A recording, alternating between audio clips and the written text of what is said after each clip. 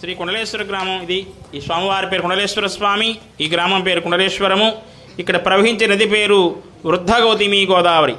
బ్రహ్మశ్రీ చాగంట కోటేశ్వరరావు గారు ఆయన 2-3 చోట్ల ప్రవచనాల్లో చెప్తూ, కాశీ వెళ్ళి వాళ్ళందరూ కూడా ముందుగా కుండలేశ్వర క్షేత్రంలో స్నానం చేసి కాశీ వెళ్ళండి.